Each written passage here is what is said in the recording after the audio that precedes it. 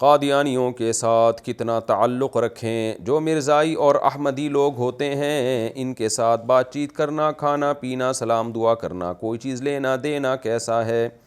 یہاں جو مولوی ہیں وہ یہ کہتے ہیں کہ یہ سب گناہ ہے, اس بارے میں رہنمائی فرمائیں. بالکل صحیح کہتے ہیں مولانا حضرات. قادیانیوں سے کسی بھی قسم کے محبت کا, دوستی کا تعلق رکھنا حرام ہے, ناجائز ہے, سوائے اس شخص کے لیے جو ان کو تبلیغ کرنا چاہتا ہو, باقی ناجائز حرام ہے. البتہ یہ ہے کہ بدتمیزی بھی نہ کریں, بد اخلاقی بھی نہ کریں, ریزرو رہیں بس.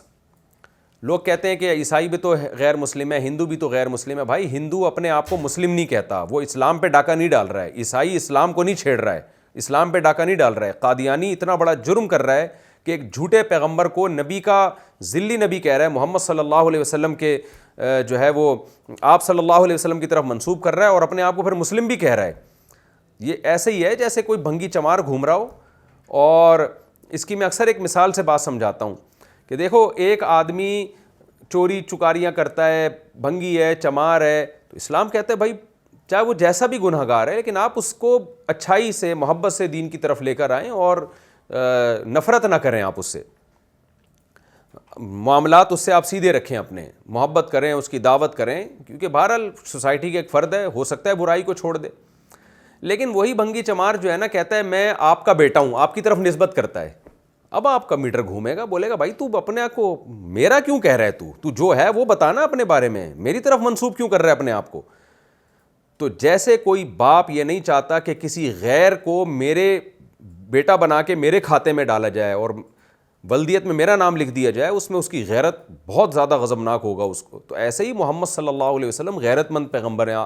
حدیث میں آتا ہے انا اغیرکم, میں تم میں سب سے زیادہ غیرت والا ہوں. تو نبی کو کتنا غصہ آئے گا کہ ایک جھوٹے کذاب اور دجال کو اٹھا کے میرے کھاتے میں ڈال دیا تم نے, میرا ذلی نبی کہہ دیا اس کو. تو یہ غیرت کا مسئلہ ہے. تو ہم پھر بھی کہتے ہیں لڑیں بھیڑے نہیں قادیانیوں سے, آپ کنٹروورسی نہ پھیلائیں. پوری دنیا میں ایک فساد جو ہے نا پھیل رہا ہے اور امن ختم ہو رہا ہے دنیا کا, تو لڑائی جھگڑائی نہ کریں. آخری درجہ یہ ہے کہ بھائی آپ ان سے دوستی یاری نہ رکھیں, ان سے کہیں آپ کا راستہ الگ ہے, ہمارا راستہ الگ ہے. نہ ان سے نکاح کرنا جائز ہے. جتنا اپنے آپ کو کاروباری معاملات میں لین دین میں بچا سکتے ہیں ان سے بچائیں حتی الامکان, ورنہ یہ غیرت اور دینی حمیت کی بات ہے.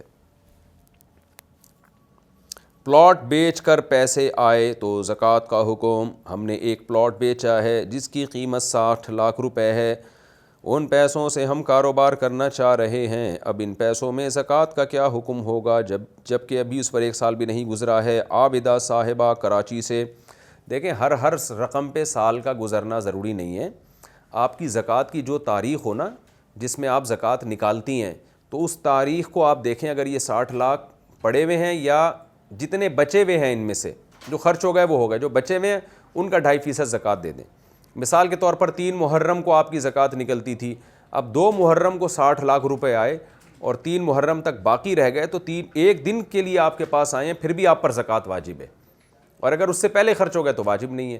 تو ہاں اگر آپ صاحب نصاب ہی نہیں تھیں, پہلی دفعہ یہ اتنی بڑی رقم آپ کے پاس آئی ہے, تو پھر جس اسلامی تاریخ کو یہ رقم 60 لاکھ روپے کی آئی, وہ اسلامی تاریخ آپ ہمیشہ کے لیے نوٹ کر لیں. اگلے سال اسی اسلامی تاریخ میں آپ دیکھیں کہ یہ 60 لاکھ بچے ہیں یا نہیں بچے. جتنے بچے ہیں ان کا 2.5% آپ زکوٰۃ میں دے دیں.